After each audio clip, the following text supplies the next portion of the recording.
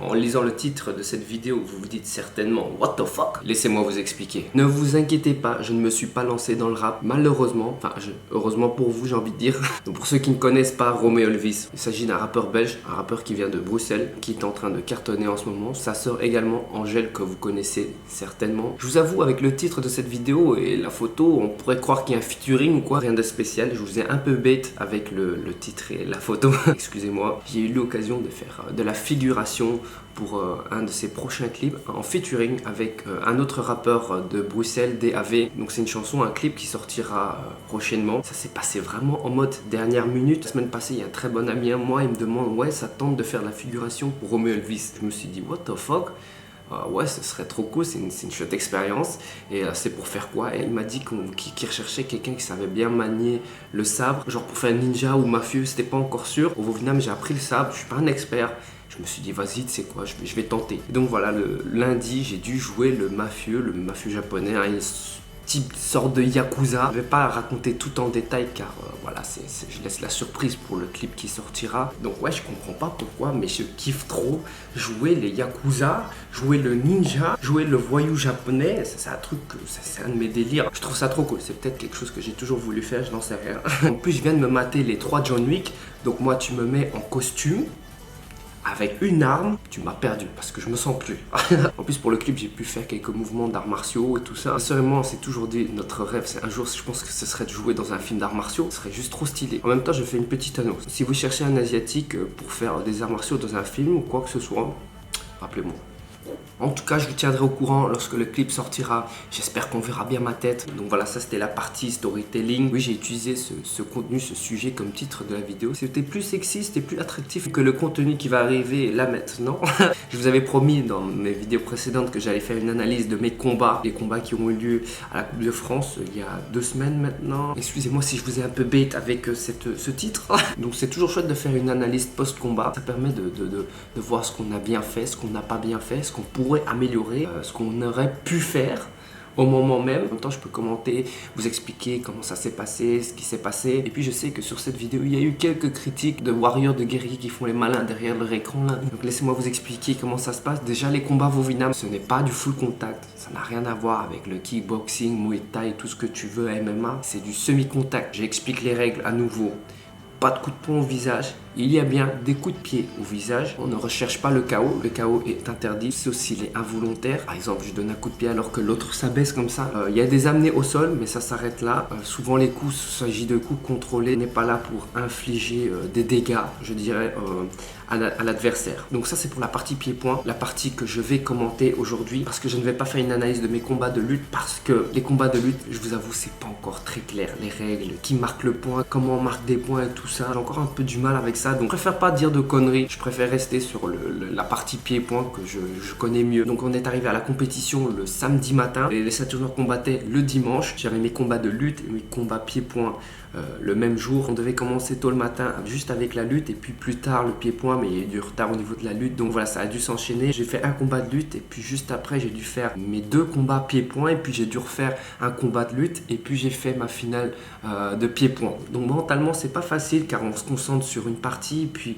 on passe directement à l'autre pied-point. Alors psychologiquement on n'était pas encore prêt, je le dis même dans la vidéo que dans le premier combat je n'étais pas trop dedans. Voilà, ça fait partie de la compétition, il faut savoir s'adapter, il faut savoir accepter. C'est comme ça a toujours été comme ça dans les compétitions Vovinam. Il y a des gens même qui enchaînent 4 épreuves en même temps, lutte, combat, des épreuves techniques. Je n'ai pas à me plaindre, c'est comme ça. C'est à nous d'augmenter notre cardio. Donc j'ai mon ordinateur ici pour visionner le premier combat. On va analyser ça ensemble tranquillement. Bon, par moment, il est possible que j'avance un tout petit peu parce que des fois, il y a rien qui se passe. Bon les gars, j'ai fait une analyse de mes 2 combats juste avant la finale. Mais si je mettais les 2 analyses dans ma vidéo ici, ça durerait trop longtemps. Donc ce que je vais faire, c'est que je vais les mettre dans une autre vidéo et je vais mettre un lien qui va vous amener vers cette vidéo. Merci à tous. J'allais faire ma finale l'après-midi.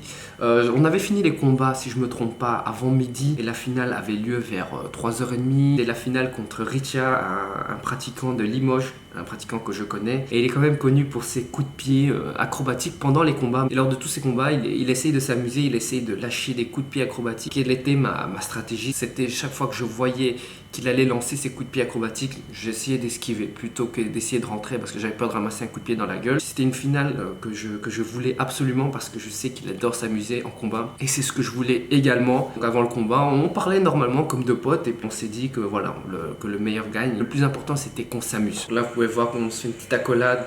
On se disait bonne chance. Hop. C'est parti. Donc voilà. Là, pendant 5 secondes, il n'y a rien qui s'est passé parce que je pense que chacun n'osait pas trop prendre l'initiative ou soit on attendait que l'autre fasse le premier mouvement. Moi je me suis dit, et moi je pense à ce moment-là, je me suis dit, tu sais quoi, vas-y. Qu'est-ce que j'ai fait? Ah voilà, j'ai lancé un petit kick juste pour voir comment il allait réagir. Il a reculé, j'ai essayé de rentrer. Il a également fait la même chose avec un low kick, un coup de pied sur le côté que j'ai réussi à bloquer. Là, je voyais qu'il reculait. Dès que j'avançais, je voyais qu'il reculait également. On avait à peu près le même style à ce moment-là. Là, coup de pied au niveau du ventre.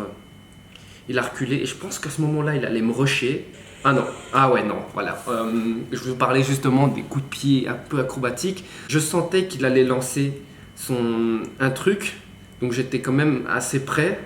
Donc voilà, j'étais quand même sur mes gardes. Ici, j'ai vu qu'il se retournait, donc moi, ce que j'ai fait directement, j'ai reculé direct. Je réfléchissais même pas. Je voyais qu'il se retournait. C'est un coup de pied, crochet retourné qu'il a essayé de sortir. Voilà, je l'ai évité de justesse. Heureusement, c'était au niveau de l'épaule aussi. Là, je l'ai évité de justesse. Hop là.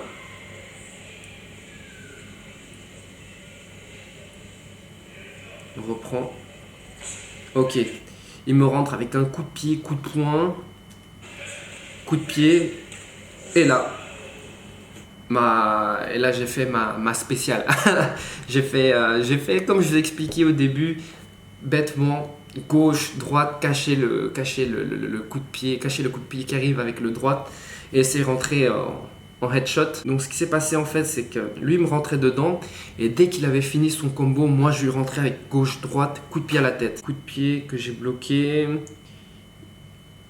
Dès qu'il dépose, à mon tour, je lançais gauche, droite et en même temps il y a le pied qui part déjà. Regardez, il a là-bas, il a la garde baissée et là j'en ai profité pour viser à la tête. Hop là.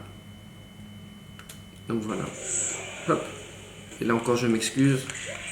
Et là il me disait bien joué. C'est ce que j'aimais bien avec lui.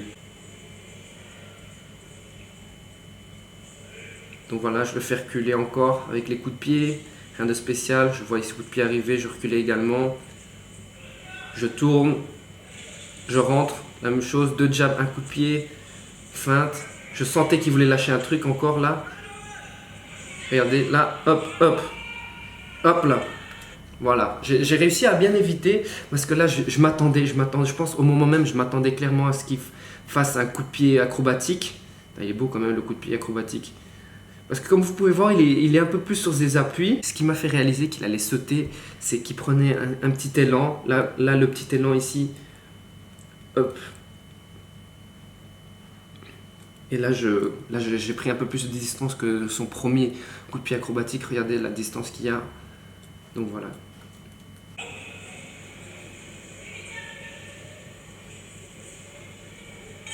Ah, là je me suis excusé parce que je l'attaquais alors qu'il était en train de remettre ses scratchs. Mais ça a sonné en même temps, donc voilà, la première mi-temps finie. Comme vous pouvez le voir, il n'y a pas eu beaucoup de points marqués dans cette première mi-temps. Chaque fois qu'on se mettait des trucs, c'était dans la garde. Il y a juste mon coup de pied qui est placé. Et sinon, je trouvais que je contrôlais assez bien la première partie. Je le tenais bien à distance. Dès qu'il essayait de rentrer, je tournais. Je ne le laissais pas rentrer en fait. Par contre, la deuxième partie, c'est autre chose. Je pense que son coach l'a bien coaché. Vous allez voir tout de suite. Il y a une autre intensité au niveau du combat.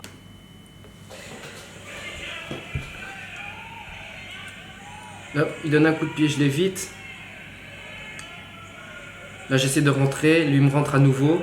Il m'a arrêté dans mon combo. Là, encore, il m'arrête dans mon combo. Et comme vous pouvez le voir, là, il essaie de rentrer un peu plus. Avec les poings, il essaie plus de casser la distance. Et c'est ce que je craignais le plus. Parce que je déteste ça.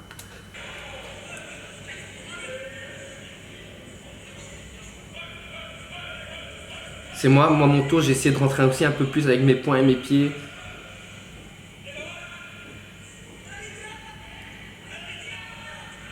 Là, je rentre avec un coup de pied sauté, un peu trop prévisible à mon avis.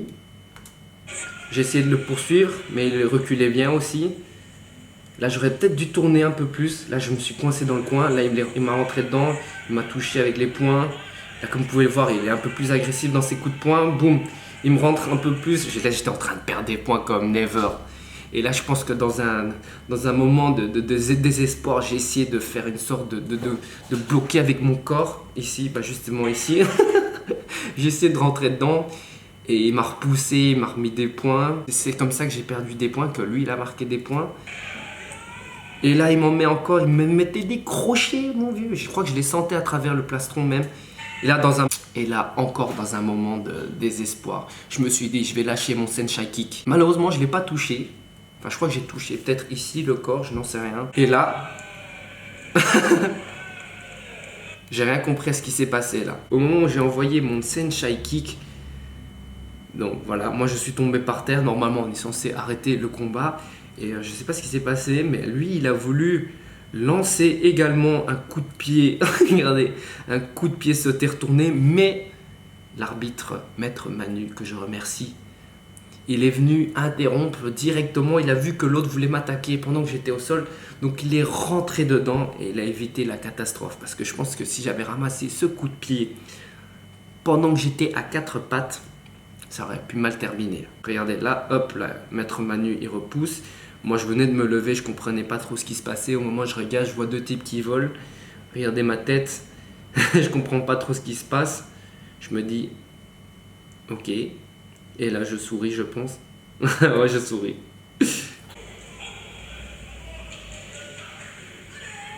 Là, il me rentre dedans avec des coups de poing, encore. Là, je savais pas quoi faire non plus. J'ai essayé un coup de pied retourné, enfin un coup de pied latéral retourné. Là, il avait compris qu'il m'avait. Il devait juste rentrer un peu plus et moi, je ne savais plus quoi faire, quoi. Là, je recule. Là, le low kick, je l'ai bien senti, my god. Coup de poing, coup de poing, coup de poing. Hop là, j'ai essayé un coup de pied aussi dans un moment de désespoir, comme vous pouvez le voir. Il rentre des coups de poing, les crochets, je les sens. Et hop là, et là, boum. Le coup de pied marteau qui n'est pas passé. Il continue à me frapper. Oh là là. Et là, ça avait sonné. Et là, le combat était terminé. Dans ma tête, je ne vais pas vous mentir, je pensais que j'avais une petite chance de gagner, mais je pense qu'il a mis plus de points, surtout au niveau des coups de poing. Et c'est en regardant les combats que je remarque quand même que, même s'il n'a pas mis de coups de pied, parce que je pense pas qu'il y ait un coup de pied passé, ah si, peut-être un ou deux, mais les coups de poing, on a mis beaucoup plus, et c'est comme ça que j'ai perdu tous mes points. Donc voilà, en tout cas, je me suis amusé, mais énormément. C'était vraiment un chouette combat. J'ai pu échanger, j'ai pu vraiment m'amuser plus que dans les autres combats. C'était un combat que je voulais absolument parce que voilà, je savais que Ritia c'était quelqu'un de très... déjà c'est un pote et puis je sais qu'il adore s'amuser, c'est ce que je voulais également. Et voilà, sinon c'était une chouette finale. J'espère pouvoir me battre encore à nouveau avec lui dans un futur. Donc voilà, là c'est une family. L'analyse de combat est finie. J'espère que ça ne va pas durer trop longtemps. Je vais essayer de raccourcir ça le plus possible parce que je n'ai pas envie que la vidéo dure trop longtemps. N'hésitez pas à me dire en commentaire si ça vous a plu, si ça vous a pas plu. Il y a beaucoup de trucs que je voudrais améliorer.